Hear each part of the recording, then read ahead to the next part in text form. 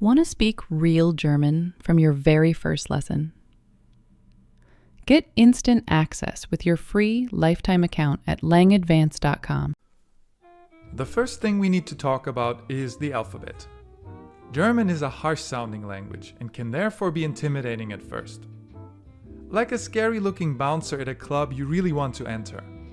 But just like that bouncer may turn out to be a great dad and proud, loving owner of a sausage dog named Strudel, the beauty of this language unfolds when you get more familiar with it. Let's do the following. I'm gonna say the letters of the alphabet out loud, and you repeat what you hear.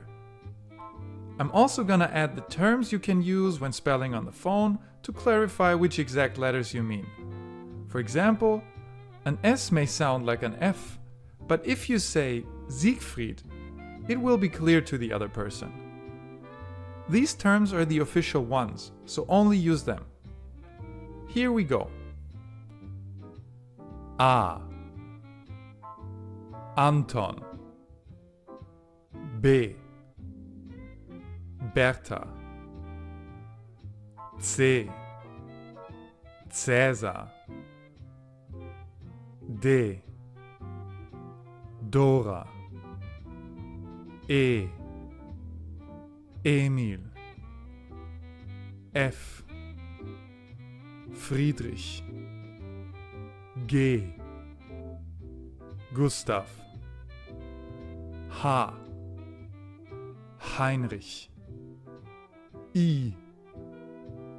Ida. J. Julius. K.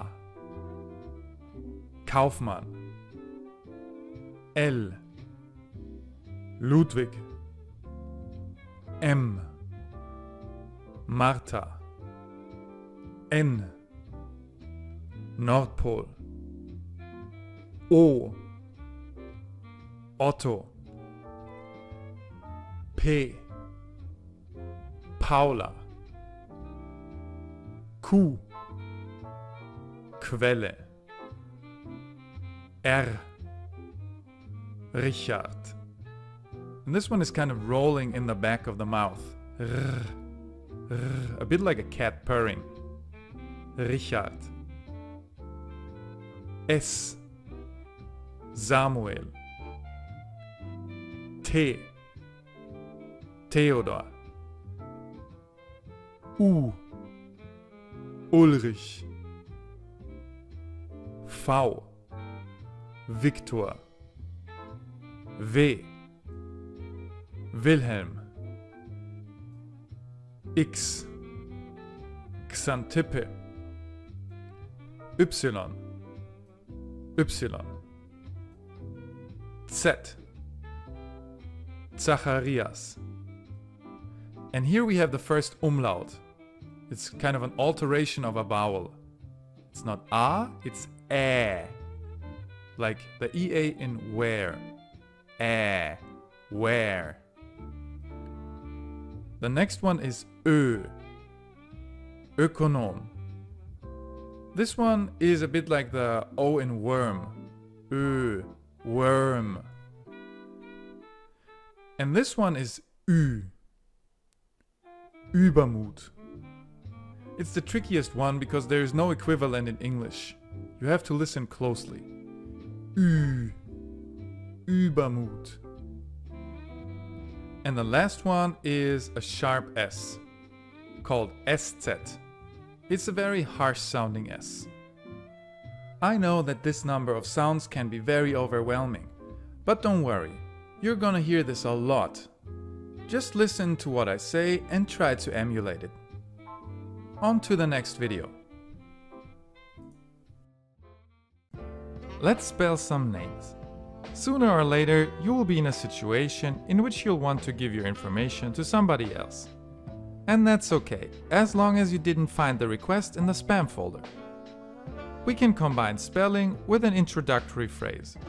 Ich heiße, which means I am called. That is a literal translation. Of course, in English it would be my name is. Ich heiße Phil. P, H, I, L. And with the next one, I want you to repeat after me. Ich heiße Zoe. Z O E. Ich heiße William. W I L L I A M. Ich heiße Martina. M A R T I N A. And in this case you can hear that the R is almost not pronounced at all. Martina. Ich heiße Jörg. J Ö R G. Here the R almost sounds like an A. Jörg. Ich heiße Eva. E V A. The V in Eva is pronounced like an F. That is actually very common in German. But don't let all these variations confuse you. Just listen closely to what I say and repeat after me whenever you're not in a place where people could assume that you're crazy and dangerous. Let's move on to the next video. Let's talk about unique sounds in the German language. Again, you repeat after me. The first one is au, auf, on top of. This one sounds like a very gentle vampire speaking. Sprechen, to speak. This one is the gentle vampire's cousin, very rough. Machen, to make or to do. Then this one is a very flat E. It's pronounced E, er, which means he. This one is pronounced the same way, it's just a bit elongated. Leer, which means empty. This one is pronounced I, bei, which means at. Then we have oi, teuer, expensive. The H is really pronounced in German if it's at the beginning of a word. Halb, which means half. When it's in the middle or at the end of a word, you don't pronounce it at all. Schuhe, which means shoes. This one is pronounced I, hier, which means here. Then we have the R. As I told you before, it's like a cat purring. Richtig. R, richtig, which means right. This goes for R's at the beginning of words. And here we have the R for any other case, at the end or in the middle. Klar. You don't pronounce it at all. Klar, which means clear. Then we have SP. Sp. You pronounce it as if it were SHP. Spielen. To play. Same goes for ST. Stark. SHT. Stark. Which means strong. Then we have the V. Voll. And as I told you earlier, here it's pronounced like an F. Voll. And the W. V. Wasser, which means water. These are the most important unique sounds. There will be others, but this should be enough for now. Let's move on. We should talk about some very basic first words that you can make use of immediately. I will tell you the German and the English word. Let's begin. Ja. Yes. Nein. No. Vielleicht. Maybe. Entschuldigung, excuse me, or sorry. That's a long one. Entschuldigung. Bitte, please, or you're welcome. Danke, thanks. So the chain of these two words in a real situation would be bitte, danke, bitte. Please, thanks, you're welcome. Try to incorporate these into your daily life, even if you don't know much else yet. This is a good starting point. Numbers are very useful to know from the start. You can name prices, your age, and you can solve the mysteries of the universe. So here we go. Repeat what you hear. 0, 1, 2, 3,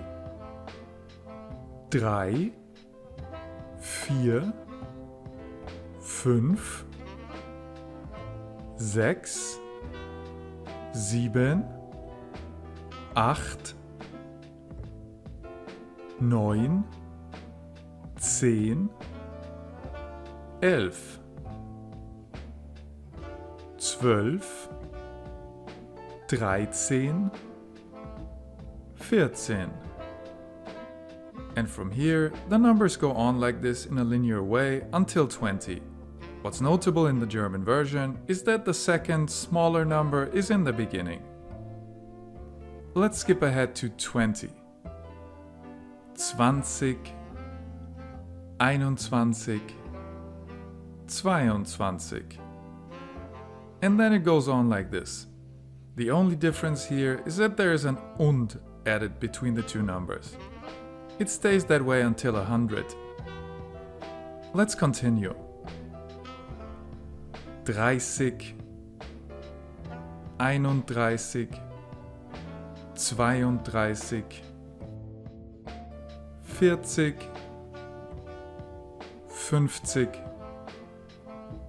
60, 70, 80, 90, 100, 101, 102, 1000, 1001, 1101. That's all. You know the basic rules of the numbers. Now we're gonna test what we've learned. I'm gonna uncover a name and you're gonna say it out loud. You can stop the video so you have enough time. And then I'm gonna reveal the answer. This is the first one. You pronounce it Michael. And the next one. You pronounce it Kerstin. And this one. You pronounce it Jürgen. And then we move on to the numbers. Please say this one out loud. Again, stop the video to have enough time. This number is 378. And the next one. This one is 1433. And the last one. This is 516. Very well done. Time for basic conversation. You're gonna learn how to break the ice with your winning smile and your well-chosen words. We will also cover useful phrases for ordering food and telling people to talk more slowly because they pretty much lost you at Hallo. Every beginning is difficult, so we will be prepared for any situation. Let's start this off by looking at a conversation between these two women. Maria and Jane. They're at a language school and they're talking for the first time. This is their conversation. Hi, ich heiße Maria und du? Hi, I'm called Maria and you? Ich heiße Jane. Schön dich kennenzulernen. I am called Jane. Nice to meet you. Cool, freut mich auch. Woher kommst du? Cool, I'm also very pleased. Where are you from? Ich komme aus Amerika, aus Kalifornien.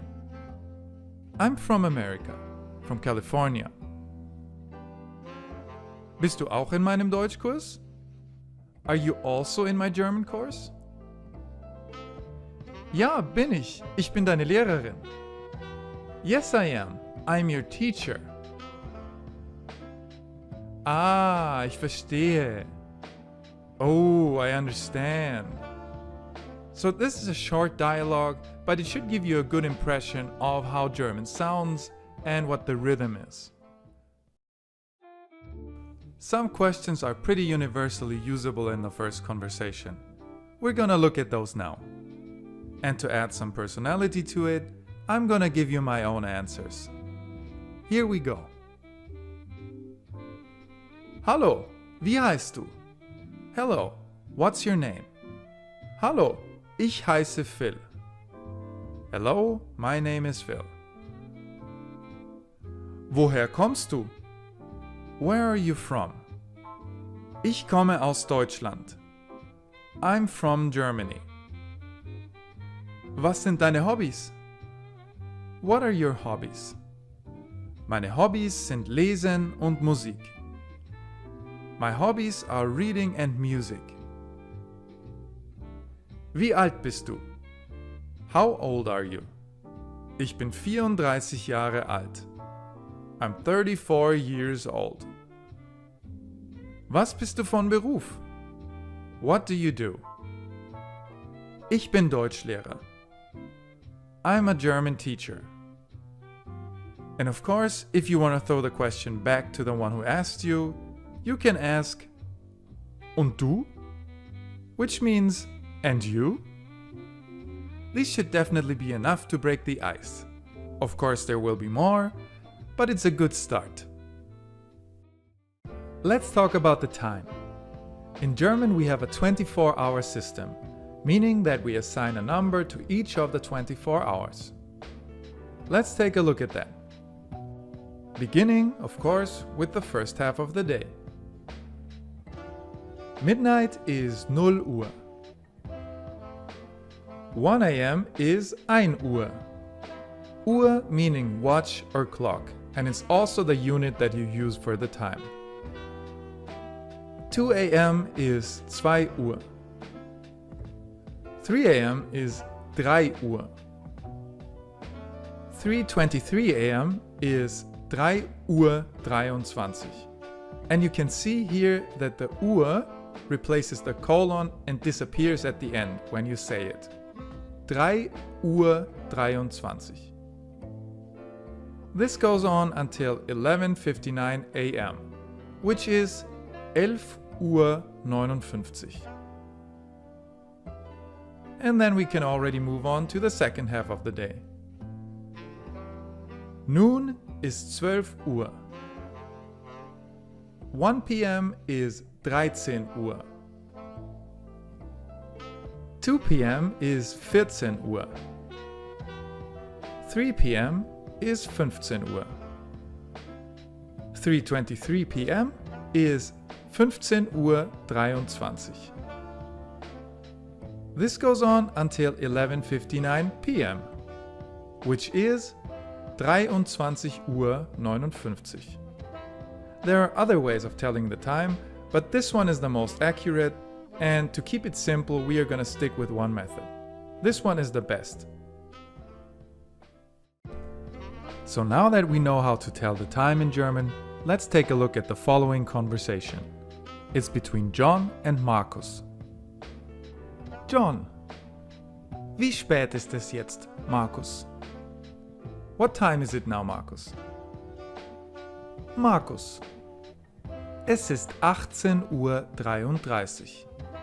It is 6:33 p.m. Wann beginnt die Party? When does the party begin? Die Party beginnt 20 Uhr. The party begins at 8 p.m. And this is the preposition you use for the time. Ah, okay. Wann fahren wir los? When are we leaving? Wir fahren in 20 Minuten los. We're leaving in 20 minutes. Alles klar. Alright. This is the point where I'd like to make a suggestion on how we do things from now on. You probably know that this language can only be learned if you, the learner, do the learning. I, the teacher, can only do the teaching. In order for you to learn, you need to write down vocabulary and thought processes that you find important. And you need to review those notes regularly. That said, if you choose not to do it, I will still respect you. Just less. And now let me show you how your notes could look. You write down important vocabulary and give its translation. Since for now you don't know much about grammar yet, we're gonna write down what we see. Jetzt is now. It's an adverb of time. Wann is when. It's a question word. Die Party, the party. This is a noun, and in German it is very important that you write down and learn the nouns with their corresponding articles.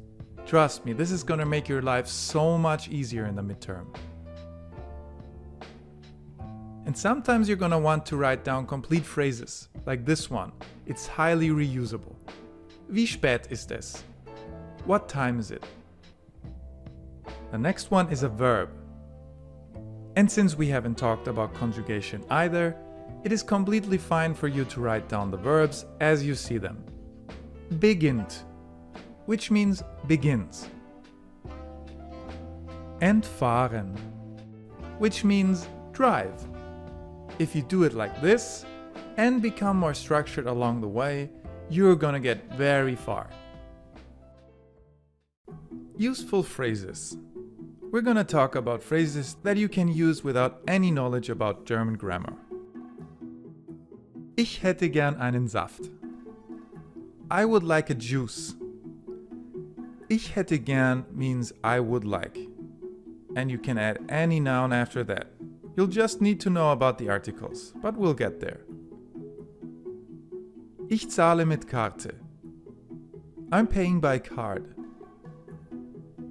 Schön, dich kennenzulernen. This means nice to meet you. Langsamer, bitte. More slowly, please. Nochmal, bitte. Again, please. Entschuldigung, könnten Sie mir kurz helfen? Excuse me, could you help me for a second?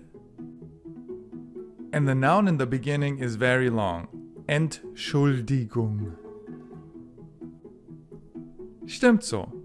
Keep the change. Ja, bitte. Yes, please. Nein, danke. No, thanks. Wie geht's? How are you? Gut. Und dir? Good, and you? You can use them just like they are. They will be your survival kit until you know more about the language. Shopping. Shopping can be a very stressful activity in Germany. The supermarket cashiers in particular are known to turn a theoretically straightforward activity into the endgame levels of Super Mario. That's because a lot of them don't speak English, and people in the queue automatically get a death stare if there is no movement for longer than 0.3 seconds. That's why now we will do a short PTSD prevention program. The following vocabulary should make you more prepared. Kaufen, to buy. Zahlen, to pay. Mit Karte, by card. Der Kassierer, the cashier. And whenever you have a noun like that, a job title or a description for a person, then you have a male and female version. The male version gets the masculine article der. The female version gets the feminine article die and an in at the end of the noun. Die Kassiererin. Then we have der Beleg, the receipt. Cashiers will often ask, Beleg dazu? Which means, do you need a receipt? Die Kasse is the cash register. Die Tüte is the shopping bag. Cashiers will also often ask, geht's so oder mit Tüte? With or without a bag? And your answer to that will either be es geht so, if you do not need a bag, or mit Tüte bitte, if you do need a bag. Try these the next time you go shopping. While we're talking about shopping scenarios, we should talk about prices. If you want to know how much something costs, you need to ask, wie viel kostet? And then you add the noun that you want to inquire about. For example, wie viel kostet der Laptop? How much is the laptop? Der Laptop kostet 429 Euro. And that's how you say Euro. Euro. Wie viel kostet der Wein? Der Wein kostet 14,99 Euro. The wine costs $14.99. And with numbers that have a comma, you simply replace the comma with Euro when you say it out loud, and you don't say Euro at the end. Wie viel kosten die Lampen? How much do the lamps cost? Die Lampen kosten 149,99 Euro. Colloquially speaking, you can also simply say 149,99. It's your choice. Wie viel kostet die Tasche? How much does the bag cost? Die Tasche kostet 99 Cent. Wie viel kostet das Handy? How much is the mobile phone? Das Handy kostet 1.200 Euro. The mobile phone is 1,200 Euros. Wie viel kostet das Spielzeug? How much is the toy? Das Spielzeug kostet 44,90 Euro or 44,90. It's pretty straightforward. All you have to keep in mind is the numbers that we discussed earlier and the fact that the comma is replaced by Euro when you say the numbers out loud. Articles are an essential aspect of the German grammar. In English, there are only two: the definite article the and the indefinite article a or an. As a German, it gives me a sense of pride to say we managed to tweak that number. What an achievement! And just like with our bureaucratic structures, we had one aim: beauty. Let me present to you our masterpieces. For now, forget about the indefinite article a. We will take a look at the German versions of the. For masculine nouns, we have der. For feminine nouns, we have die. And for neutral nouns, we have das. These are assigned pretty randomly, so it's advisable to simply learn every noun with its corresponding article. Let me show you what I mean. The German word for the letter, Brief, is masculine. Der Brief. The German word for the sausage, Wurst, is feminine. Die Wurst. The German word for the girl, Mädchen, is neutral. Das Mädchen. So make this a habit. When you write down a noun you want to learn, make sure to include its definite article. Then you should be good. So you've learned about the 3 different German articles. Now let's look at some useful nouns that you should view as a starter kit. Just make sure you don't stop there. Instead, keep building your vocabulary by looking up words and writing them down daily. Maybe 5 per day, whatever feels comfortable to you. Okay, let's begin with our list. Der Arzt. Die Ärztin. Das Hemd. The first 2 nouns are job titles, and for those, there's always a male and a female version. To turn the male version into the female one, simply replace the masculine article with the feminine one and add the letters IN at the end. In this case, the first letter also changes, but it's okay if you don't pay attention to this kind of minor detail in the beginning. Let's move on. Der Morgen. Die Praxis. Das Gemüse. Der Mittag. Die Nacht. Das Bett. Der Nachmittag. Die Adresse. Das Zimmer. Der Abend. Die Bank. Das Blut. Der Service. Die Blume. Das Bier. Der Personalausweis. Die Minute. Das Blatt. Der Verkehr. Die Bahn. Das Verkehrsmittel.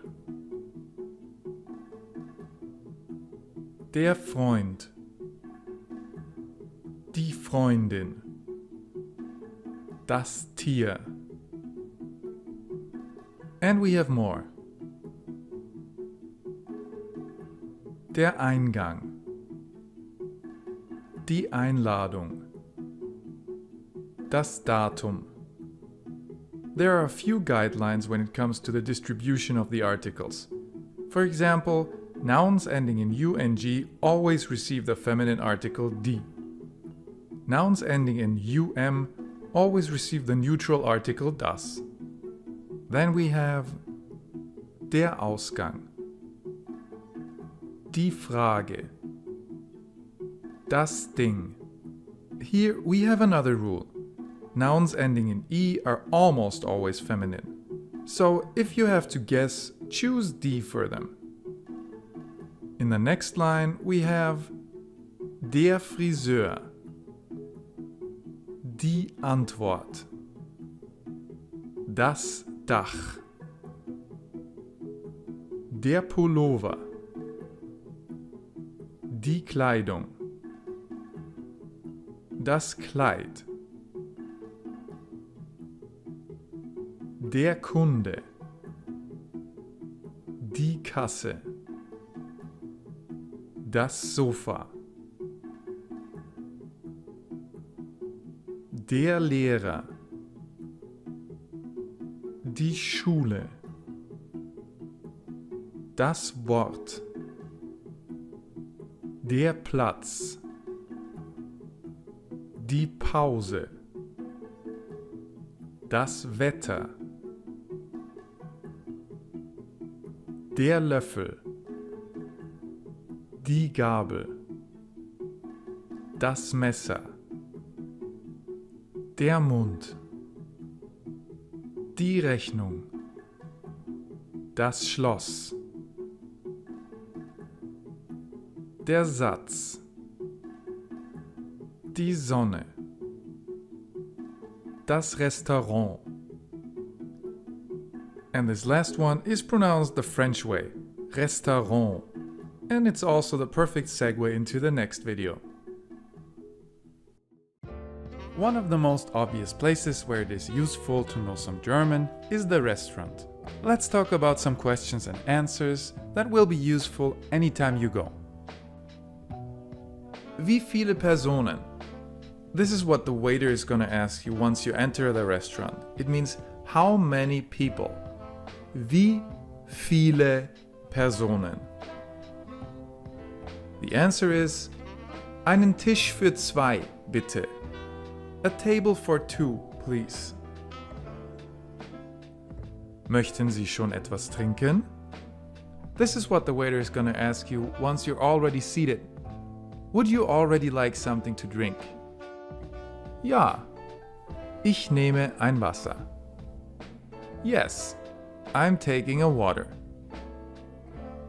Und zu essen? And in terms of food? Ich hätte gern den Fisch und den Salat ohne Dressing. I would like the fish and the salad without dressing.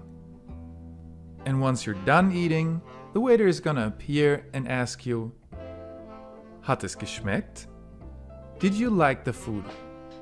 Your answer will be, Ja, sehr gut, danke. You should probably answer that in any case, even if you hated it, because otherwise the German service is gonna kill you. Zahlen Sie bar oder mit Karte? Are you paying cash or by card? Ich zahle mit Karte. I'm paying by card. Zusammen oder getrennt? This is kind of a cultural thing in Germany. Together or separately. Germans usually answer separately. Getrennt. Let's test what we've learned in this section. It has been a very long one, so don't feel bad if you don't remember everything. Just be sure to make notes of everything that slipped your mind. On the left side, I'm gonna uncover the English questions and statements, and on the right side, I'm gonna uncover the German ones. Let's start. This is a complete list of the questions and answers that we're gonna check in German. So let's begin with what's your name? Wie heißt du? My name is Phil. What is that in German? Ich heiße Phil. Where are you from? Woher kommst du? I'm from Germany. Ich komme aus Deutschland. What time is it? Wie spät ist es? It is 1:45 p.m. Es ist 13:45 Uhr. How much is the wine? Wie viel kostet der Wein? The wine is 26,99 €. Der Wein kostet 26,99 €. Cash or credit card? Bar oder mit Karte? I'm paying cash. Ich zahle bar. And again, if you didn't remember some of these, just make sure to write them down somewhere, because these are really important. Conjugation. Conjugation is what you do to a verb in order to make it fit with the person that is taking an action. In this section, we are going to talk about the present tense. Let's take a look at the English verb to make as an example. Here you can see that there is only one changed form, being the third person singular. Singular means one person. Plural means more than one person. In German, we have 3 singular and 3 plural forms, which is why I gave you the same number in English, even though these forms are not really in conscious use in that language. The German version of to make is machen. The infinitive, meaning the unchanged form, the naked version if you will, usually ends in en. German verbs receive an ending in each person, so there is a bit more to pay attention to than in English. But that's just a matter of practice, and together we will climb that mountain. I will say these forms out loud now, and you just repeat after me, so that you can get a feel for it. Ready? Let's do it. Ich mache. You can hear that there are two different ch sounds in this one. Ich, very softly, and mache. It's in the back of the throat. It's very harsh, as if you were spitting out. Ch. Ich mache. Du machst. Er, sie, es, man macht. Wir machen. Ihr macht. And sie machen. 3 forms for the singular and 3 forms for the plural. There is another challenge that comes with every verb. You need to memorize whether or not it is regular or irregular. Machen, the verb we just talked about, is regular. As an example of an irregular verb, I chose geben, to give. Here you can see that there is also a change in the root of the verb. The conjugation is ich gebe, du gibst. Er, sie, es, man gibt. And then back to normal. Wir geben. Ihr gebt. Sie geben. To make learning verbs manageable, I advise you to divide them into these 2 categories and collect them that way, no matter if you write them on lists or on flashcards. Now let's take a look at some simple phrases that demonstrate conjugation in practice. First, the regular verbs. Trinken means to drink. Er trinkt Milch. He drinks milk. Hören means to hear or to listen to. Sie hört Musik. She is listening to music. Lachen means to laugh. Du lachst gern. You like to laugh. The word gern behind a verb expresses that somebody likes to do the action. Kaufen means to buy. Ihr kauft gern Obst. You all like to buy fruit. And on to the irregular verbs. Essen means to eat.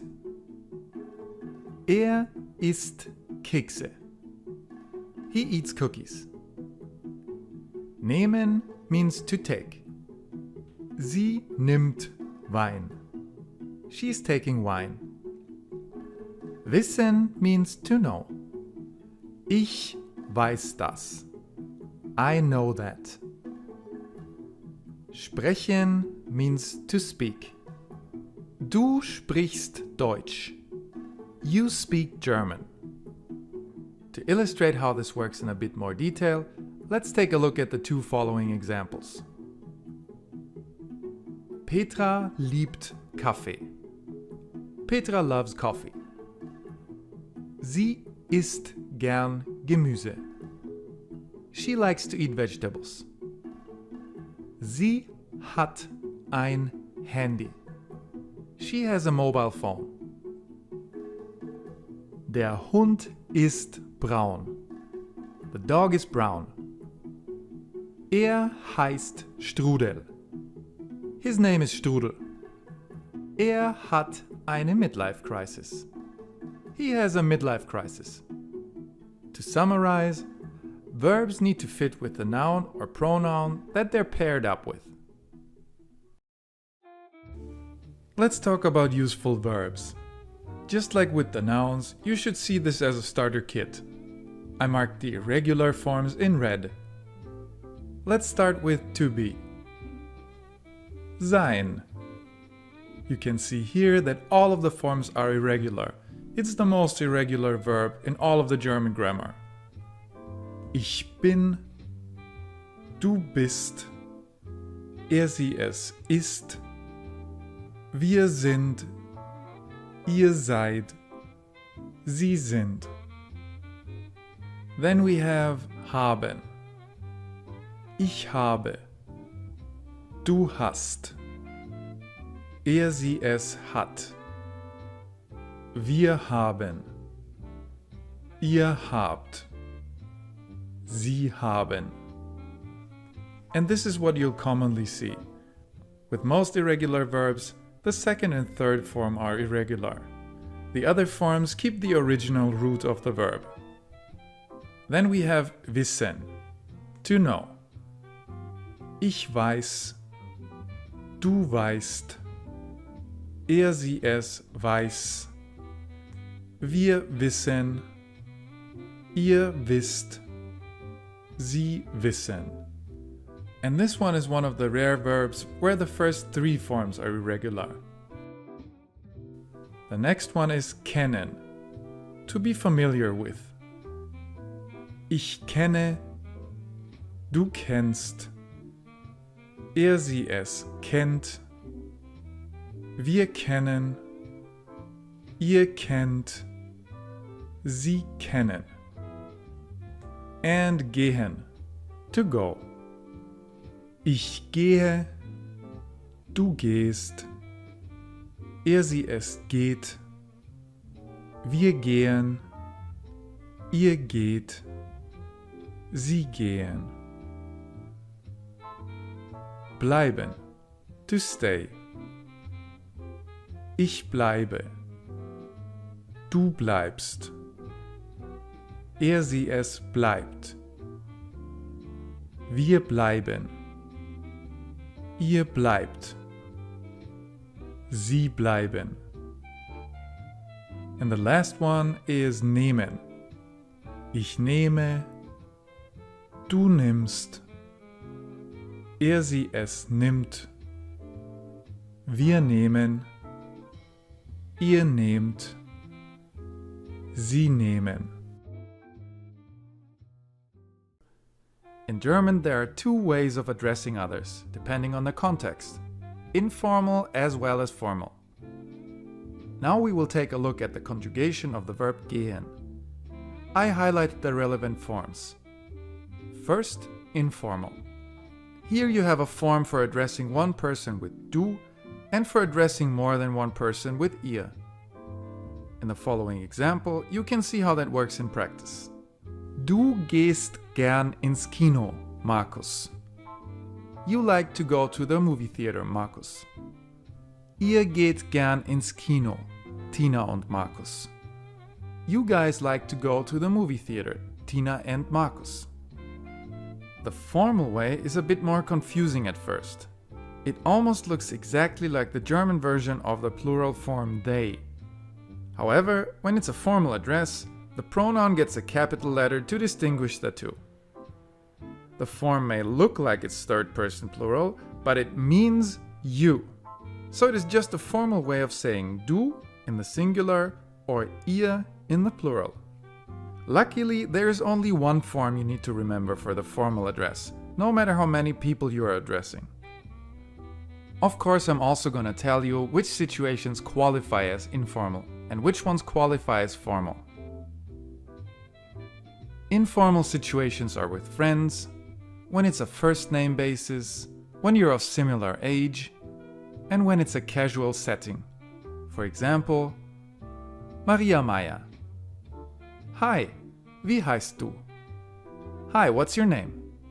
Markus Held? Ich heiße Markus. My name is Markus. Maria Maya? Schön, dich kennenzulernen, Markus. Nice to meet you, Markus. Formal situations, on the other hand, are with strangers, when it's a last name basis, when the other person is clearly older, and when it's a professional setting. For example, at the office. Maria Maya. Guten Tag. Wie heißen Sie? Hello. What's your name? Markus Held? Hallo. Ich heiße Markus Held. Hello. My name is Markus Held. Maria Maya? Schön, Sie kennenzulernen, Herr Held. Nice to meet you, Mr. Held. when you feel like you should be addressing someone in a formal way, you're probably right. Doing that will never hurt you. Modal verbs are an important category of verbs. They express the motivation behind an action. For example, someone didn't just do something, but they wanted to do it, or they had to do it. In German, there are 7 modal verbs. Let's go through them one by one. First, we have können. Can. Ich kann. Du kannst. Er, sie, es kann. Wir können. Ihr könnt. Sie können. The next one is dürfen, which means may. Ich darf. Du darfst. Er, sie, es darf. Wir dürfen. Ihr dürft. Sie dürfen. And wollen, which means to want. Ich will. Du willst. Er, sie, es will. Wir wollen. Ihr wollt. Sie wollen. The next one is sollen. Shall. Ich soll.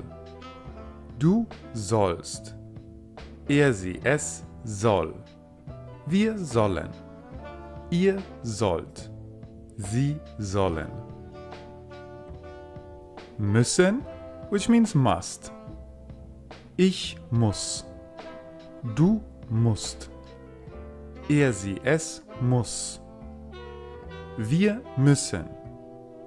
Ihr müsst. Sie müssen. Mögen, which means to like. Ich mag. Du magst. Er, sie, es mag. Wir mögen. Ihr mögt. Sie mögen. And the last one, möchten. Would like. Ich möchte. Du möchtest. Er, sie, es möchte. Wir möchten. Ihr möchtet. Sie möchten. And as you can see, the singular forms of these verbs are irregular. That's why you have to pay extra close attention to them. To illustrate how modal verbs work in practice, we're going to look at one example for each one of them. The first one is können. Ich kann es sehen. I can see it. Sentence structure will be a major topic later in this course, but here you can already see an important rule that is good to memorize as early as possible.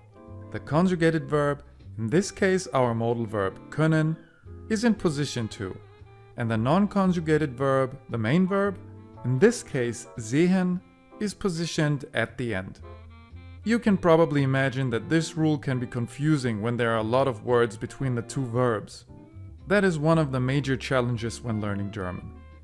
A good thing about modal verbs is that nothing about the main verb needs to be changed. It stays in the infinitive. Alright now, let's move on. The next modal verb is dürfen. Sie darf dort spielen. She may play there. Wollen. Ihr wollt es wissen. You all want to know it. Sollen. I know I told you the translation is shall, but a lot of the time it is used in the context of to be supposed to. Du sollst ruhig sein. You are supposed to be quiet. Müssen.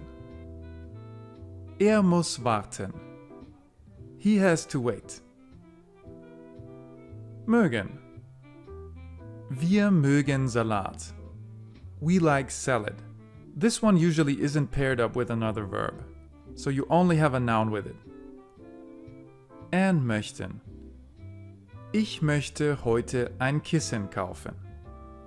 I'd like to buy a pillow today. We've already reached the end of the section, and once again it's time to put to the test what we've learned so far. I will uncover two slightly different English sentences, and you can stop the video to give yourself time to answer. Once you're finished, continue the video for the solution and for the next two sentences. This sequence will happen 4 times in total. Let's begin. She listens to music and she may listen to music. Sie hört Musik und sie darf Musik hören. I see it and I can see it. Ich sehe es und ich kann es sehen. What's your name in an informal and in a formal way? Wie heißt du? For one person, wie heißt ihr?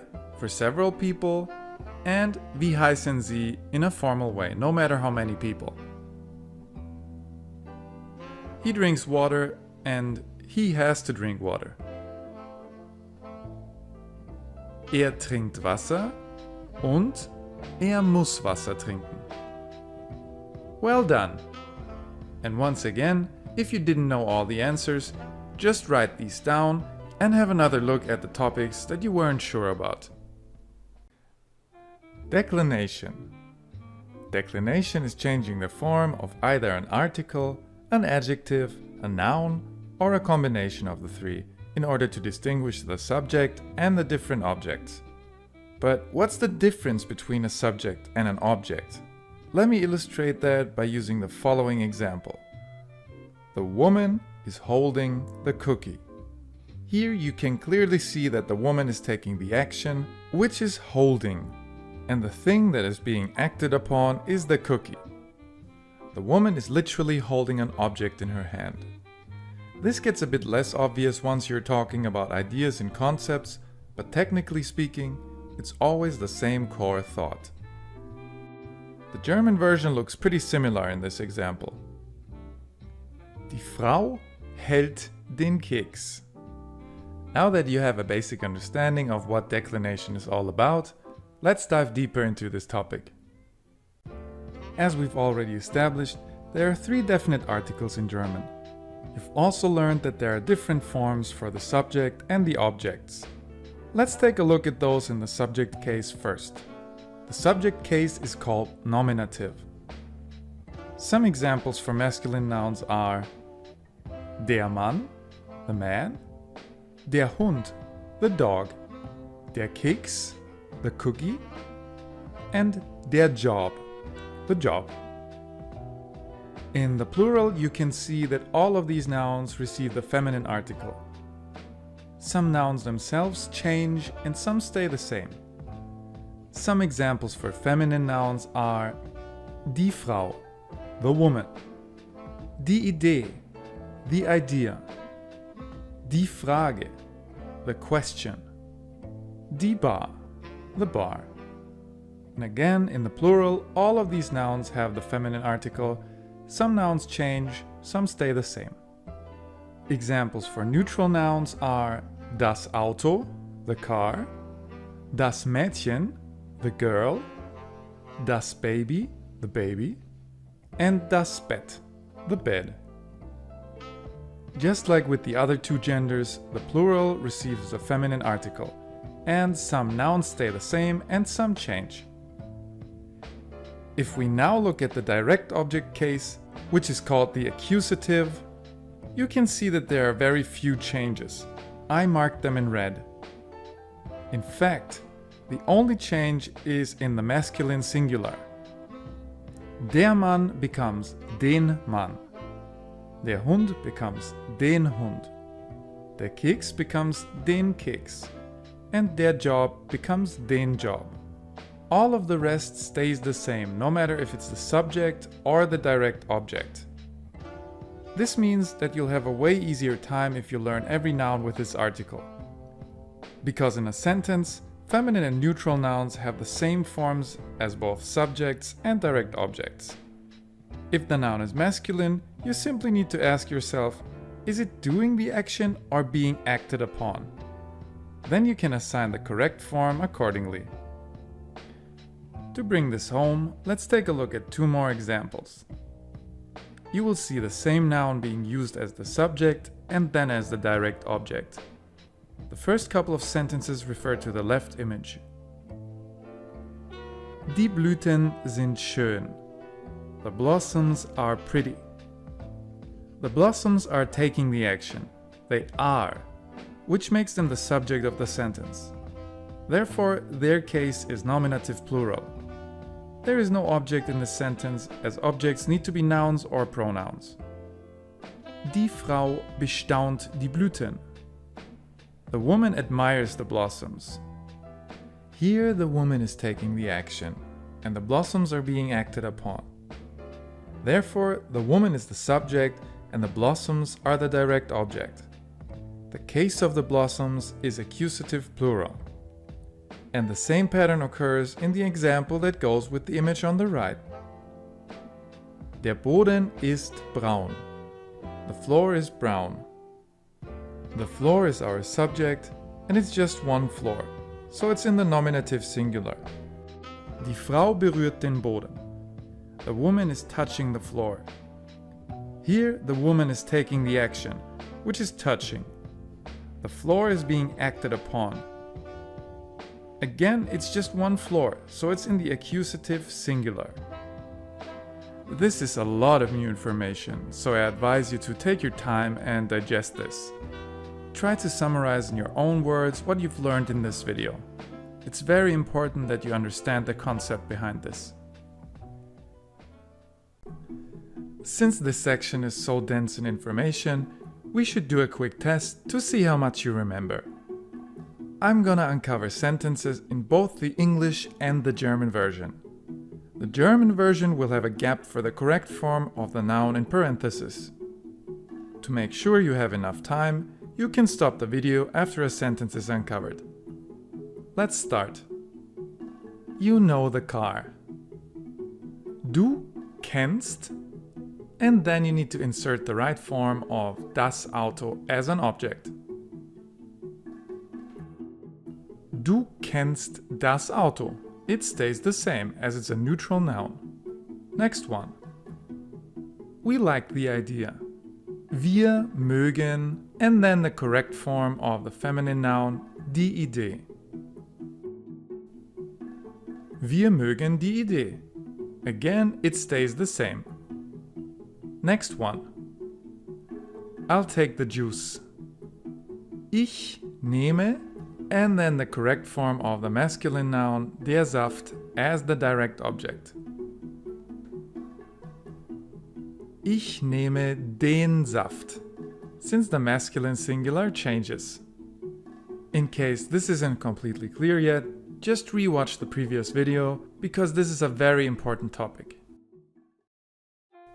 The indefinite article, the English translation is a or an, works using the same principle as the definite article, but its forms are a bit different. Let's go through the same examples as we had earlier and see what changed. Once again, starting with the subject case, the nominative. The masculine indefinite article is ein. Ein Mann, a man. Ein Hund, a dog. Ein Keks, a cookie. Ein Job, a job. In the plural, the indefinite article simply disappears. This goes for all genders. Like in English, an apple becomes apples. The feminine indefinite article is eine. Eine Frau, a woman. Eine Idee, an idea. Eine Frage, a question. Eine Bar, a bar.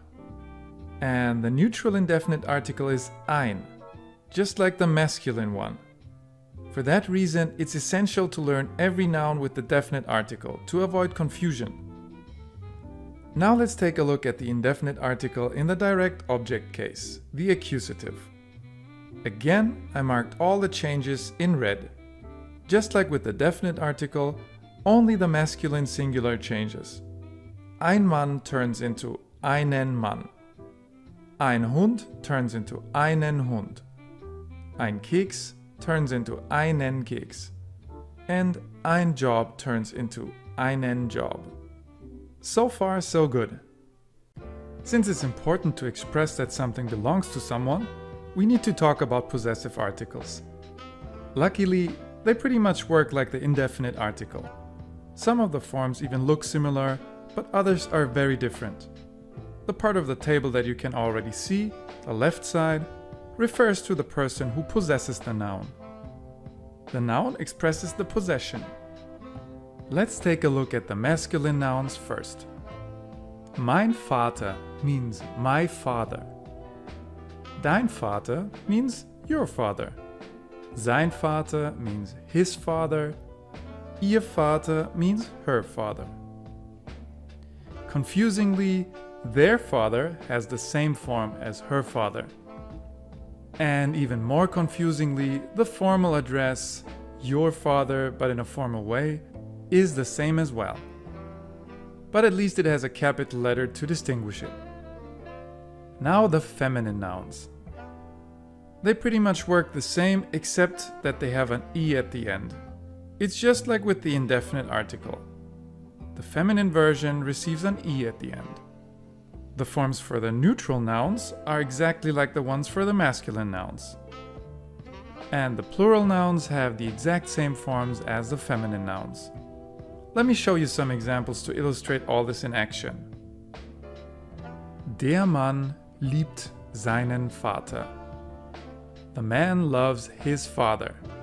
And since the father is not only a masculine noun but also the direct object of the sentence, it needs to receive the en at the end. Die Frau liebt ihren Vater. The woman loves her father. Again, the father is masculine and the direct object, so the possessive article needs to receive the en. Then we have some examples for the feminine version. This is pretty straightforward. No changes. Der Mann liebt seine Mutter. The man loves his mother. Die Frau liebt ihre Mutter. The woman loves her mother. And the last example combines neutral nouns with the formal address. Sie lieben ihr Kind. You love your child. This way you can address any number of people and any gender. Lieben Sie Ihr Handy? Do you love your phone? What a dense video! Let's sit back for a moment and take a deep breath. To show you the similarity of indefinite and possessive articles, we're gonna take a look at two examples. Both times it's gonna be 3 sentences, with the first one using the noun as the subject, the second one using it as a direct object with the indefinite article, and the third one using it as a direct object with the possessive article. Der Kaffee ist aromatisch. The coffee is aromatic. Die Frau trinkt einen Kaffee. The woman is drinking a coffee. Just as we're used to by now, we have to add en at the end of the article in the second sentence, as Kaffee is masculine and the direct object. Die Frau trinkt ihren Kaffee. The woman is drinking her coffee. Here we are using the feminine possessive article as the woman possesses the coffee. And since the coffee is masculine and the direct object, we add en at the end once again. The second example, Das Haus steht im Wald. The house is in the woods. Der Mann sieht ein Haus. The man sees a house. Since the house is neutral, it gets the regular indefinite article without any changes whatsoever. As we know, it would be the same form for the subject as well. Der Mann sieht sein Haus. The man sees his house. Here we are using the masculine possessive article as the man possesses the house. Since the house is neutral, you don't need to think about adding anything else. Just like in English, it's advisable to avoid referring to the same thing using its noun over and over again. Using pronouns makes things sound much better. The word pronoun comes from Latin and literally means for a noun. In this instance, German and English are not all that different. English has its own direct object forms as well. For example, I in the subject turns into me in the direct object case. Let's take a look at the German forms. By now, you're already well aware of the subject forms. Ich, which is I, du, which is you, er, which is he, sie, which is she, es, which is it, man, which is one, wir, which is we, ihr, which is you all, sie, which is they, and the capitalized sie for the formal address, meaning you in a formal way. The direct object forms are very different. Mich, which means me, dich, which means you, ihn, which means him, sie, which means her, es, which means it, and einen, which means one in the object case. Uns, which means us, euch, which means you all in the object case, and sie, which means them, and the capitalized sie, which means you in the formal way in the direct object case. The following examples are going to illustrate how these forms work in practice. There will be two pairs of sentences, each one reversing the subject and the direct object. Ich sehe euch. I see you all. Ihr seht mich. You all see me. Sehen Sie ihn? Do you see him? And the subject in this question is a formal address. Er sieht Sie. He sees you. In this case, the object is the formal address. This section has sure been demanding. Let's see how much you already remember. Please be aware that these short tests are supposed to serve as guidelines, so if there is something that puzzles you, make sure to go back and revise it. Okay now, I'm gonna uncover a pair of English words or phrases, you pause the video so you have time to think, and then I'll uncover the German solution. Here we go. The man in the subject case and the man in the direct object case. Der Mann and den Mann. I like her idea and she likes your idea. Ich mag ihre Idee and sie mag deine Idee. We hear you and you hear us. Wir hören dich and du hörst uns. He knows us and we know him. Er kennt uns and wir kennen ihn. No matter how many of those questions you got right, you should be proud of yourself for having come this far. Just learn at your own pace and make sure to revise anything that you haven't understood yet. And don't get frustrated if you find this complicated. Rome wasn't built in a day. Some discipline and patience will do the trick. Conjugation in the past adds another layer to what we already know. Just like in English, we have a simple past and a perfect tense. For the most part, the former is used in writing, while the latter is used in conversation. This makes the perfect tense way more important for beginners, which is why we're going to talk about that one first. Other than in English, the perfect tense expresses exactly the same as the simple past. It's just less formal. It consists of two parts. The first one is the auxiliary verb haben, which needs to be in position 2 as it is our conjugated verb.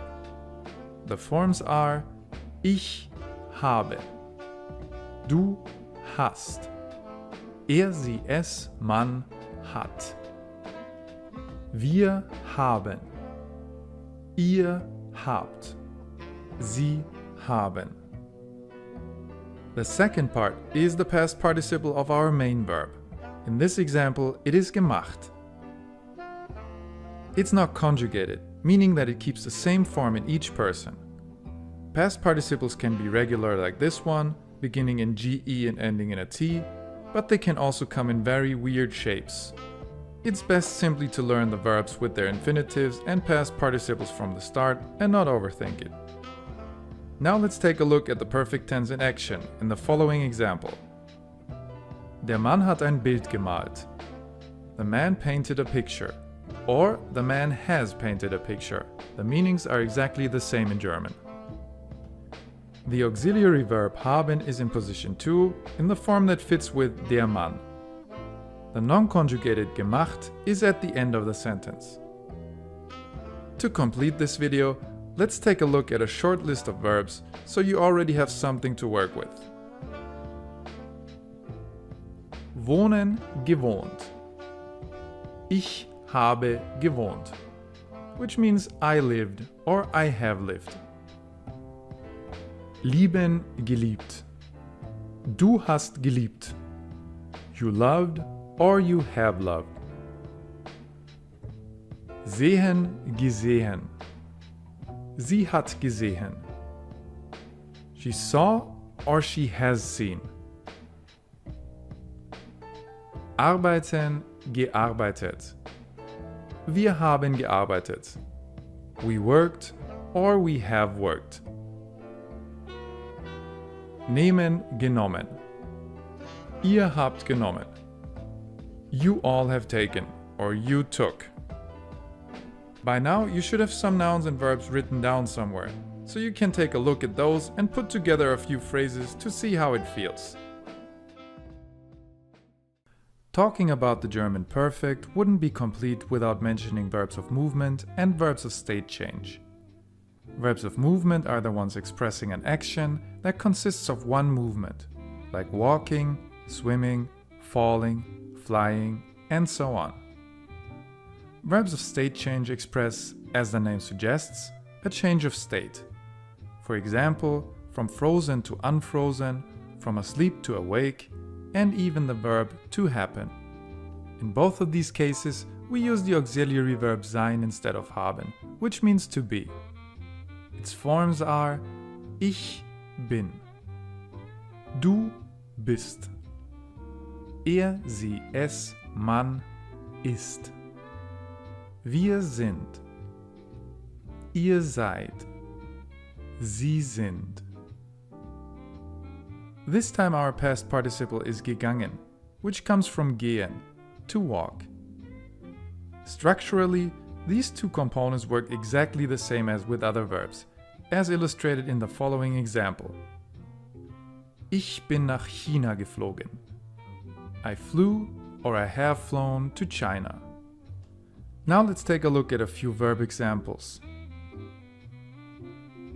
Fahren, gefahren. Ich bin gefahren. I drove or I have driven. Laufen, gelaufen. Du bist gelaufen. You walked or you have walked. Gehen, gegangen. Sie ist gegangen. She went or she has gone. Passieren, passiert. Es ist passiert. It happened or it has happened. Aufwachen, aufgewacht. Ihr seid aufgewacht. You woke up or you have woken up. And to conclude our section on the perfect, let's take a look at both of the different categories of verbs side by side. Die Freunde haben ein Foto gemacht. The friends took a picture. Der Mann ist vom Boot gesprungen. The man jumped off the boat. Now take a few minutes to summarize what you know about the perfect. And now the last tense you really need to know, the simple past. In terms of structure, the simple past works just like the present tense. You only need the main verb in the right form. Again, we have regular and irregular verbs. Let's take a look at machen as an example of a regular verb. Ich machte. Du machtest. Sie, es, man machte. Wir machten. Ihr machtet. Sie machten. As an irregular verb, I chose geben, to give. Ich gab. Du gabst. Er, sie, es, man gab. Wir gaben. Ihr gabt. Sie gaben. And of course we also have an example. Laura machte ihre Hausaufgabe. Laura did her homework. This is what you would probably read in a book or another kind of written text. Using the simple past in day-to-day language usually ends up sounding strange. It's too formal, too correct. You, on the other hand, are cool. The perfect will do just fine until you have a better overview and more experience with German. While I recommend using the perfect in most situations as a beginner, there are 3 small categories in which the simple past is the better choice. The first 2 categories consist of just one word each. Let's start with to be. Sein. Its forms are ich war, du warst, er, sie, es, man war, wir waren, ihr wart, sie, waren. The second one is to have, haben. Ich hatte, du hattest, er, sie, es, man hatte, wir hatten, ihr hattet, sie hatten. And the last category consists of the 6 modal verbs. I'm saying 6 because möchten technically is just a variation of mögen. The forms are very linear, so I'm only giving you the first person singular. Ich konnte, ich durfte, ich wollte, ich sollte, ich musste, and ich mochte. The last one, mochte, clearly shows its relation with möchten. I liked and I would like. Alright, enough of the simple past. This is all you need to know for now. You've completed the conjugation sections of this course. The only thing that's left to do here is test what you've learned. There will be 3 fragmented sentences and you will put them together. In order to do that, you need to give the auxiliary verb, so either haben or sein, the correct form and select the past participle. The fragments are in correct order, so there is no need to think about the structure for now. On the right side, the English version of the sentence I'm looking for will appear in blue. You should definitely pause the video before I reveal the answers, so that you have enough time to think about what I'm looking for. Using a piece of paper makes this task a lot easier. Time to start. Er, haben, seine Frau, sehen, gesehen. He saw his wife. Pause the video now. Er hat seine Frau gesehen. Next one. Der Kollege, sein, ankommen, angekommen. The colleague has arrived.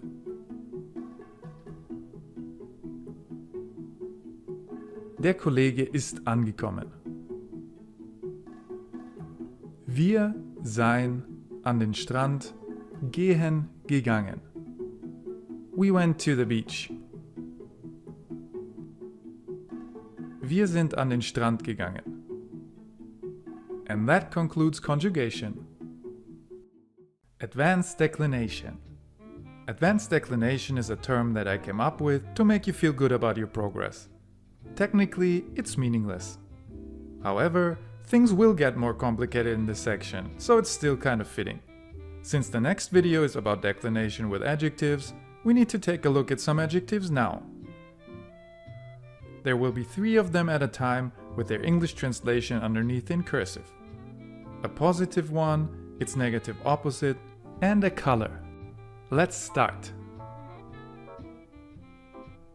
Aufregend, langweilig, schwarz.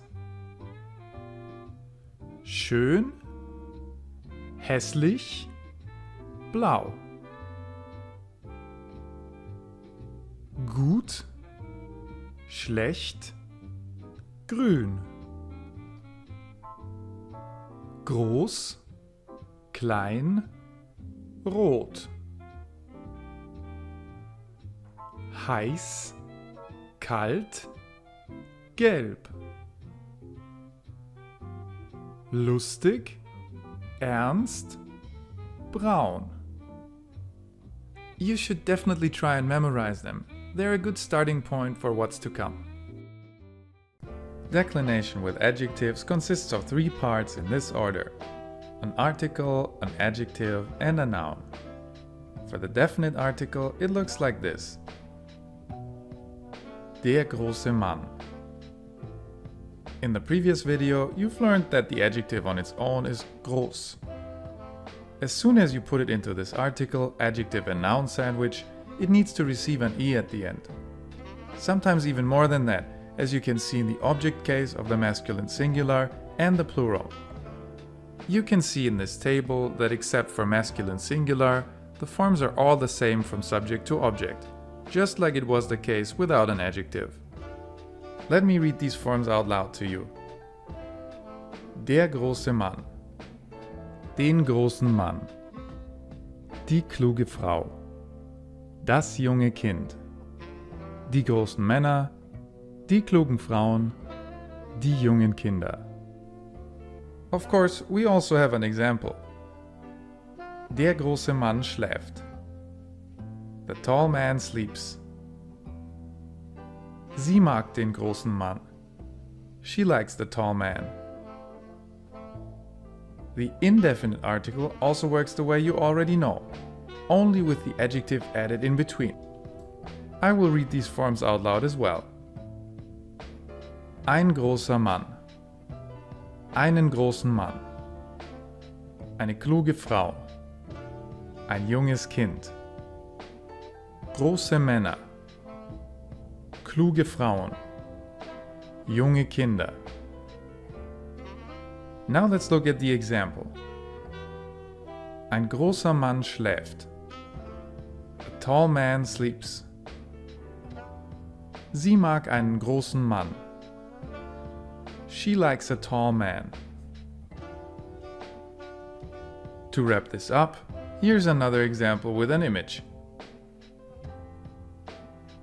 Der orange Turm ist groß. The orange tower is tall. Wir sehen einen großen orangen Turm. We see a tall orange tower. As you can see in the second sentence, you can add as many adjectives as you like, and they all work the same as the first one. Learning these forms by heart will make your life a lot easier when it comes to speaking German. You might be wondering why we are talking about the date at such an advanced state of the course. Well, it's because you need to declinate ordinal numbers in German. However, it's just a minor nuisance since in most instances the number will be in the same form. I'd like to take this opportunity to talk about the days of the week as well. Let's begin. Der Montag.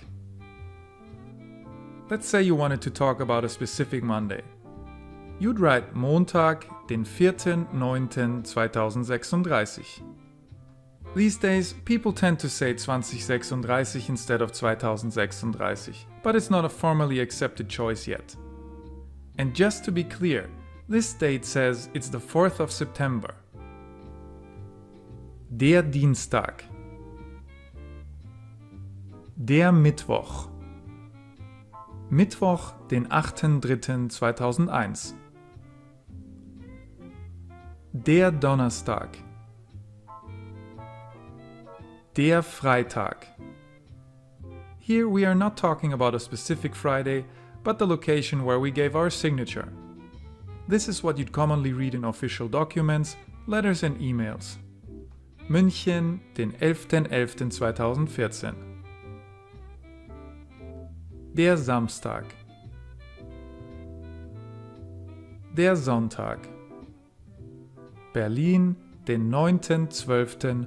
1987. Since declination with adjectives can be quite confusing at first, we should do a quick test. I will give you an adjective and a noun and tell you if you need to put it into the nominative or accusative form. Articles will not be included, but I will tell you the gender of the noun so you can deduce them from that. On the right side, you will see the English translation of what I want from you in German. Alright, here comes the first pair. Schön and Tag in the nominative. The nice day. Tag is masculine. Der schöne Tag. Next one. Hässlich and Wetter in the accusative. The ugly weather. Wetter is neutral. Das hässliche Wetter. Next one. Blau and Ball in the accusative. The blue ball. Ball is masculine.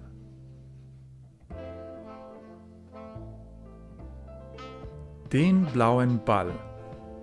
And the last one. Lustig and Geschichte in the nominative. The funny story. Geschichte is feminine. Die lustige Geschichte. Nice. To understand what the indirect object is, I'd like you to take a look at the following sentence. I am giving the man the cookie.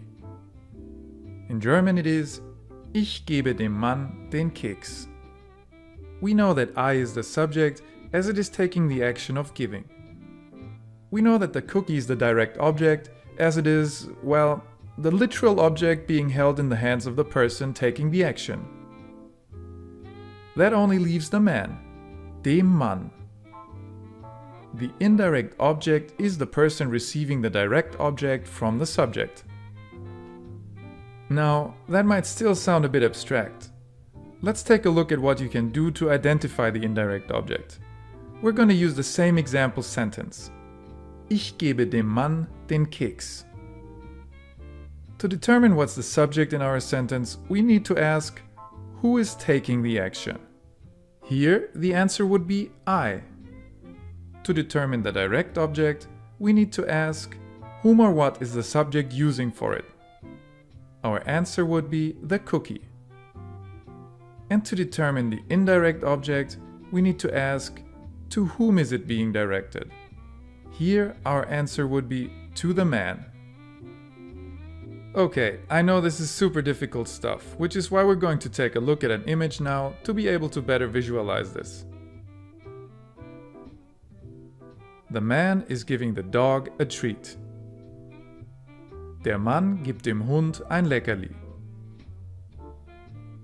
Who is taking the action? The man. What is he using for the action? A treat. And to whom is it being directed? To the dog.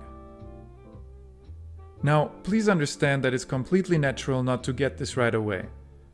Just learn at your own speed, rewatch this video, and try to understand each point one by one. Time for the indirect object forms. They are in the dative case. Since you know the system behind it by now, we'll take a look at the forms with adjectives included from the start. As always, we're starting with the definite article. Just so you have a side-by-side comparison, these are the forms of the nominative that you've seen before. The forms of the dative are challenging. Let me read them out loud to you. Dem großen Mann, der klugen Frau, dem jungen Kind, den großen Männern, den klugen Frauen, den jungen Kindern. The M at the end of the article is characteristic of the masculine and neutral article in the dative. Confusingly, the feminine article looks just like the masculine singular in the nominative. The only difference is that the adjective receives an N at the end. Be careful with the plural, as it looks almost identical to the masculine singular in the direct object case. Here, the difference is that the nouns receive a plural ending. Let's take a look at the example. Das junge Kind zeigt der klugen Frau den Weg. The young kid shows the smart woman the way. And now the indefinite article. These are the forms in the dative. Einem großen Mann. Einer klugen Frau. Einem jungen Kind. Großen Männern. Klugen Frauen.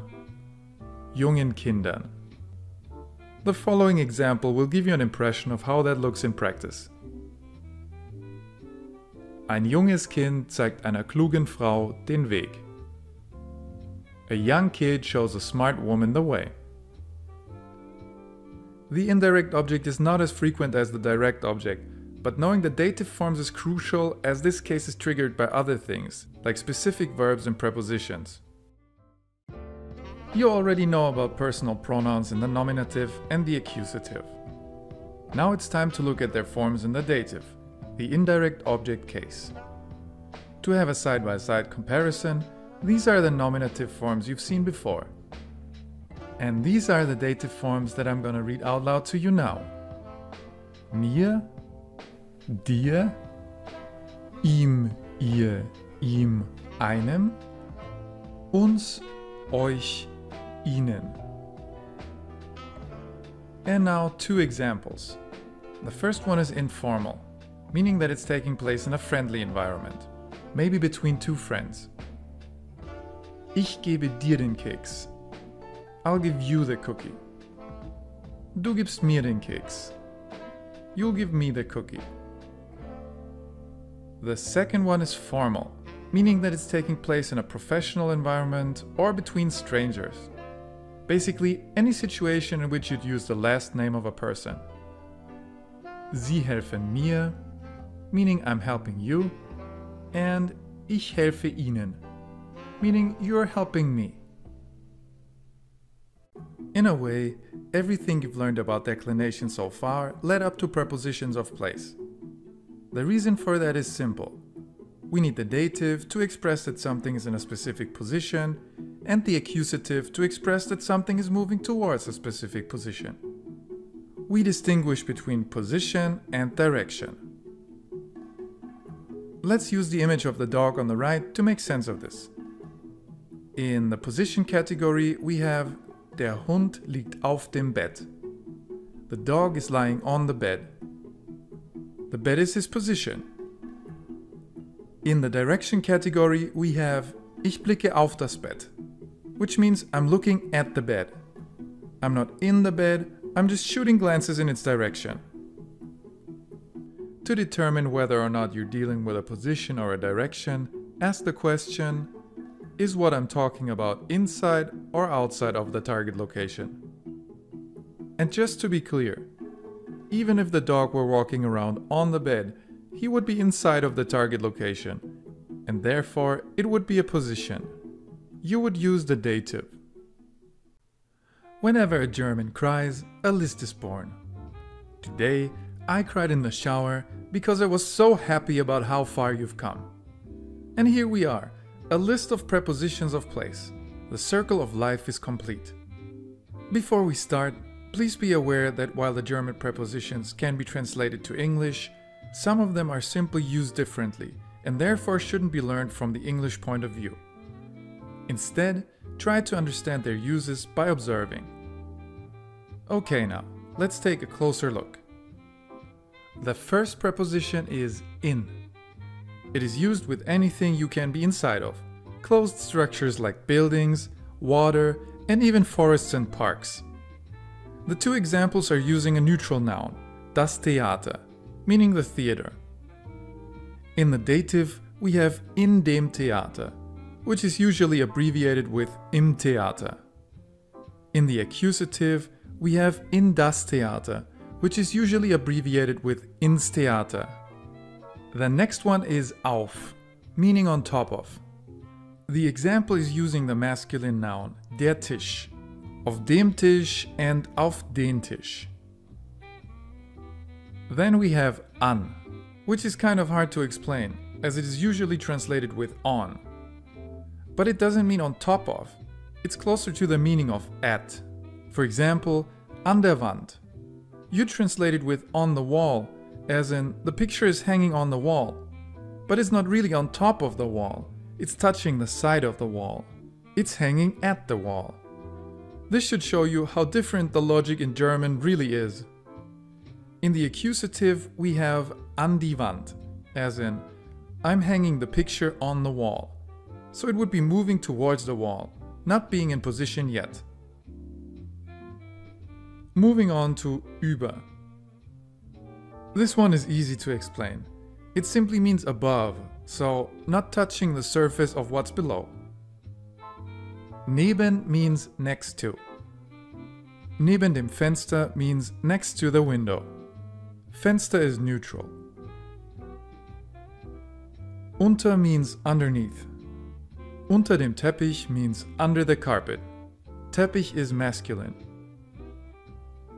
Zwischen means between. Zwischen den Frauen, between the women. Hinter means behind. Hinter mir, behind me. Vor means in front of. Vor der Tür, in front of the door. Basically, at the door. Tür is masculine. And then we have zu. This one's an exception as it can only express a direction, but is always used with the dative. It's a bit like a cheat code as you can pretty much use it with any location you're going to. It's just less precise than the exact alternative. Take our example. We have zum Supermarkt. A supermarket is a closed structure, so it would be more precise to say in den Supermarkt. But zum works as well as it says you're going to that place, and since you're going to that place, you're probably also going inside. Luckily, prepositions of time are way more straightforward than prepositions of place. The ones on this list, which are the most important ones, use the dative. Let's go through them. First we have in. In 3 Stunden. In 3 hours. Then we have im, which is, as we know, just a combination of in and the dative masculine or neutral dem. This is used for the months. Im Januar, in January. Next up is for the time on the clock. 15:30 Uhr, at 3:30 p.m. The preposition am is used with dates. Am 19.07. On the 19th of July. Von bis is used to talk about a time window.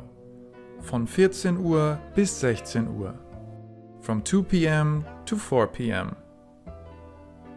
Ab is used to name a starting point of something without actually naming an end point.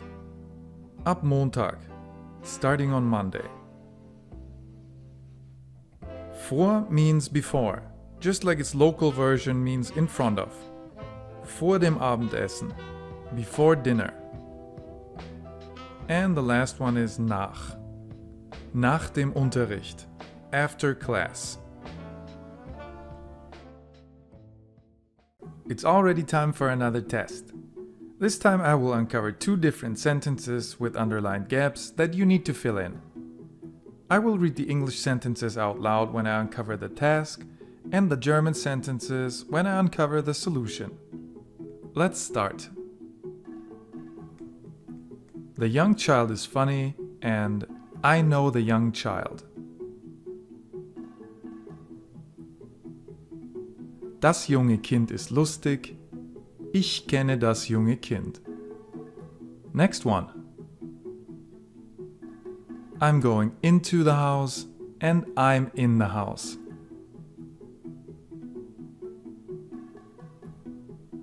Ich gehe in das Haus or ins Haus and ich bin in dem Haus or im Haus. And the last one. He saw a yellow car. He told her a joke.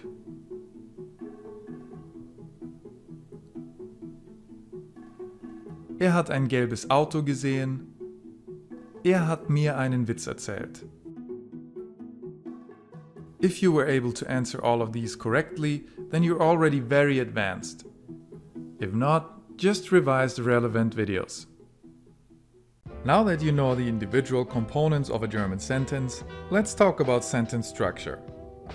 Generally, there are two categories of clauses that make up a German sentence: main clause and subordinate clause. The former is complete on its own, while the latter needs a main clause to function. After all, if you started a conversation with "because I was hungry," it's not hard to imagine the puzzled looks on people's faces. We will start with the main clause, as it's the foundation of any sentence and therefore more frequent than the subordinate clause. An example would be, Peter baked a cake. The German translation is, Peter hat einen Kuchen gebacken. The conjugated verb is marked in blue and the non-conjugated verb is marked in orange. You've seen this structure many times throughout the course, but I'm well aware that the distance between the verbs makes it kind of unintuitive. Let's summarize the key points. A main clause is complete on its own. The conjugated verb is in position 2. Position 2 doesn't mean the second word in the sentence, but the second block of meaning. For example, as you know by now, the subject can consist of 3 words or more: the article, 1 or more adjectives, and the noun.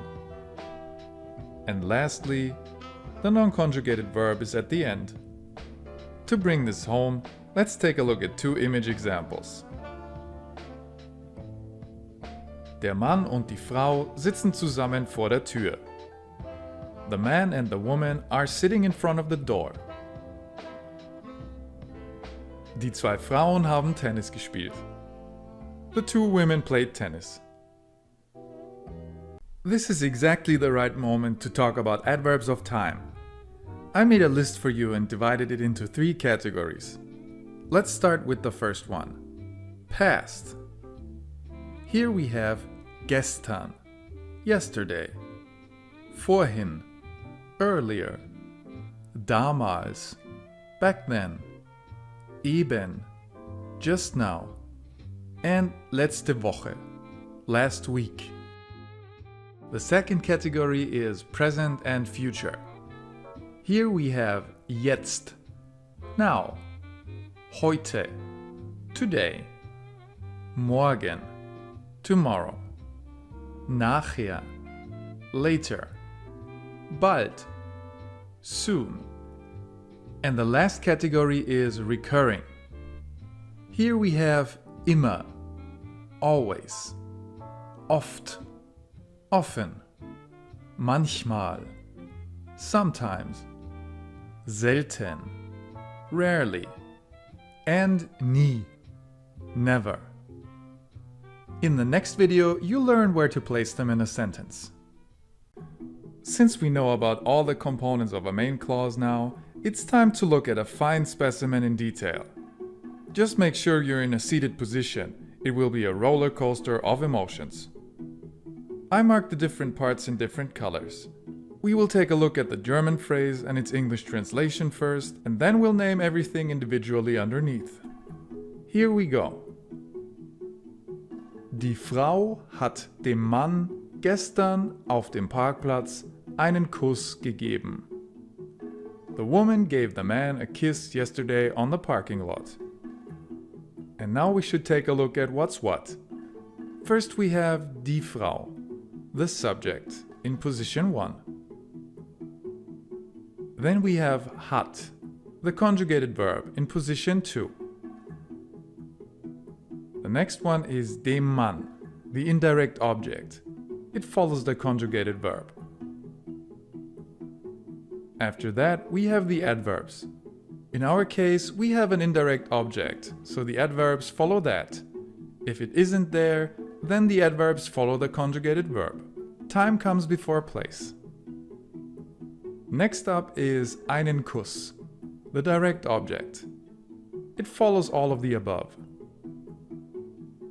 And the last component is the non-conjugated verb. It is at the end. Alright, so far so good. To wrap this up, we will take a look at an image example. Der Mann hat eben auf dem Hügel ein Foto gemacht. The man has just taken a picture on the hill. And once again, we will name the individual components. Der Mann. Subject.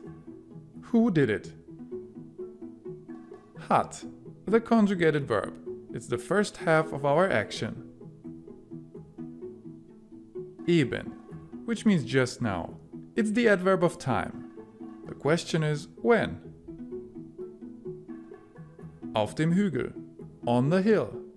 It's our adverb of place. The question is where. Ein Foto. The direct object. The question is what. And gemacht, our non-conjugated verb, the second half of the action. I know, that's a lot of stuff to pay attention to, but by far the most important thing is to have the verbs in the correct positions. That's what you should prioritize. What we've talked about up to this point is so important that we should do a quick test right now. I will uncover a fragmented sentence in German on the left side and its English translation on the right side. Please use the translation to understand how you're supposed to put the fragments together and pause the video so that you have enough time to think. There will be 3 sentences in total. Let's begin. Please give me the German translation of "We have just seen a movie" using these fragments on the left. And don't forget to put in the auxiliary verb haben. Wir haben eben einen Film gesehen. Next one. This time I want the German version of "He will repair the washing machine tomorrow." This is a sentence in the future, which in German can simply be expressed using the present tense you know so well by now. Er repariert morgen die Waschmaschine. And the last one. Please give me the German version of "They found a better solution yesterday." Sie haben gestern eine bessere Lösung gefunden. There are 2 kinds of questions in German. Questions with and questions without question words. The former require a detailed answer, while the latter can simply be answered with a yes or no. In German, there is no auxiliary verb to form a question. Unless you're using a tense that requires one, you simply use the main verb the way you would in a statement. Let's start with the questions with question words. Wer ist das? Who is that? Wie geht's? How are you? Wie geht's is an abbreviation of Wie geht es? Literally, how goes it? Was machst du? What are you doing? Woher kommst du? Where are you from? Literally, where from do you come? Wo wohnst du? Where do you live? Wann bist du fertig? When will you be finished? Warum fragst du? Why are you asking? Welchen meinst du? Which one do you mean? And now let's move on to the questions without question words. They are the only kind of main clause that puts the conjugated verb in position 1 and not as we are used to in position 2. Bist du verrückt? Are you crazy? Kennst du sie? Do you know her? That is it for now. Now it's time to talk about position 0 conjunctions. Basically, they connect clauses without really being counted as a part of them. They float between them like ghosts. To give their position a name, let's call it position 0. There are 5 of those position 0 conjunctions. The first one is denn. It means because. In our example, you can see 2 ordinary main clauses connected by denn. Ich liebe Kuchen, denn er ist lecker. I love cake because it is delicious. The next one is und. It means and. You've seen it before. Du bist cool und du bist interessant. You're cool and you're interesting. Then we have oder. It means or. Möchtest du Wasser oder möchtest du Saft? Would you like water or would you like juice? Number 4 is aber, which means but. Ich mag Seife, aber ich esse sie nicht. I like soap, but I don't eat it. And the last one is less frequent. It is translated with but rather. It's sondern. Usually it comes in the combination not this, but that. Wir kochen nicht selbst, sondern wir bestellen etwas. We don't cook ourselves, but we order something.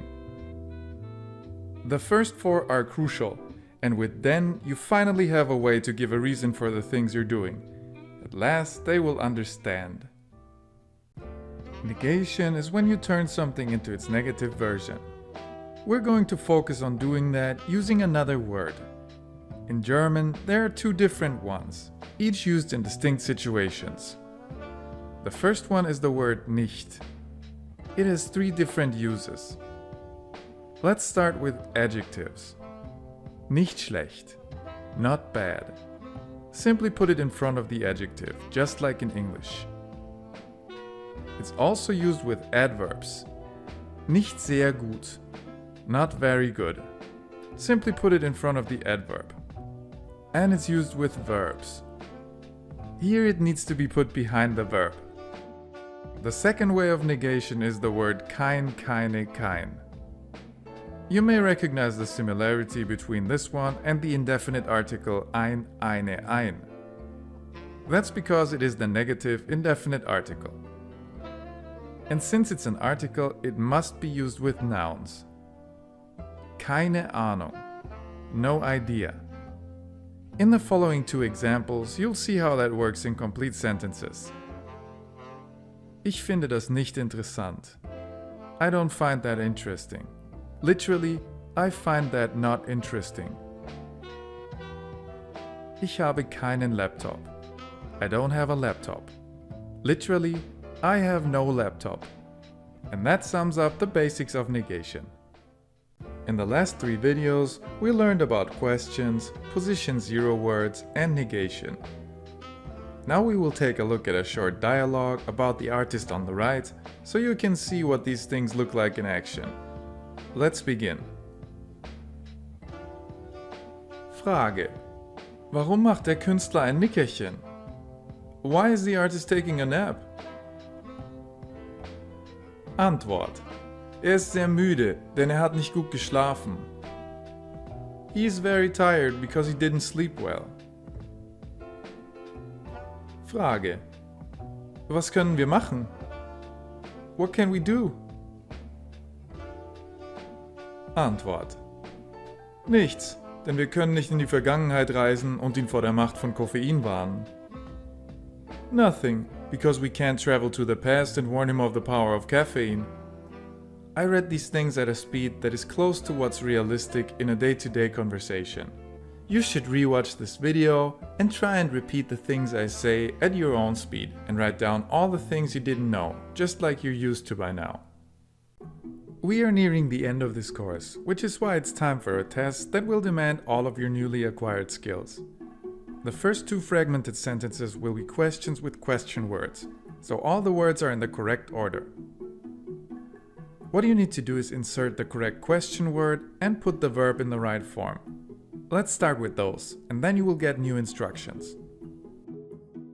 Please give me the German version of "Why are you so serious?" using those fragments on the left. Warum bist du so ernst? Next one. I'm looking for the German version of "Where does your family live?" Wo wohnt deine Familie? Sentence 3 and 4 will almost be in the correct order, except for the underlined negation word that you need to put in the right place. And again, you'll need to put the verb in the right form.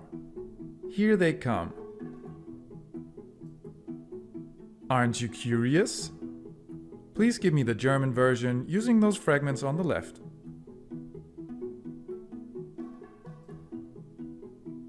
Bist du nicht neugierig? And the last one. Don't you have any concerns? Hast du keine Bedenken? If you didn't find the right solutions, do not despair. Just take a look at the relevant videos and come back at a later point. All you need to understand these things is in this course.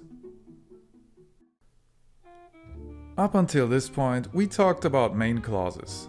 The last thing we need to cover in this course is the other kind of clauses, subordinate clauses. Let's take a look at the main clause from before and add a subordinate clause. Peter baked a cake because he wanted to surprise his wife. Peter hat einen Kuchen gebacken, weil seine Frau überraschen wollte. The subordinate clause is an additional piece of information. Therefore, it needs a main clause. The conjugated verb is at the end.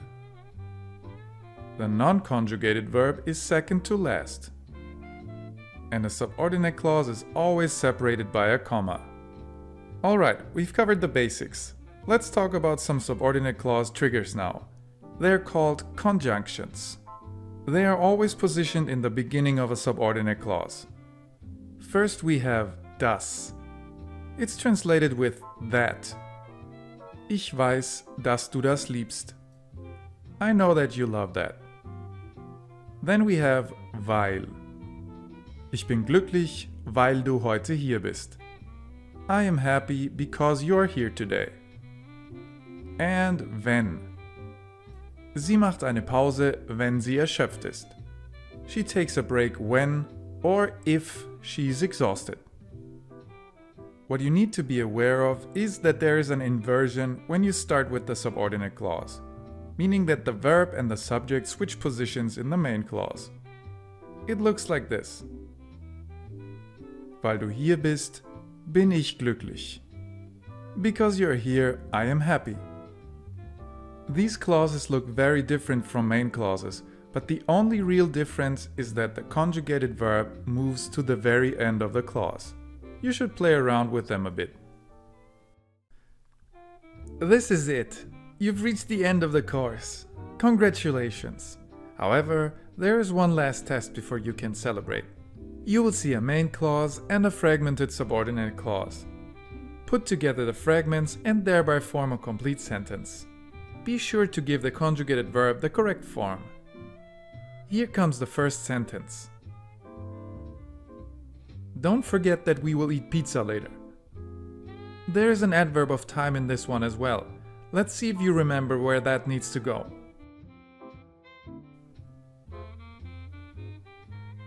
Vergiss nicht, dass wir später Pizza essen. On to the next. I'm excited because you all are meeting new people.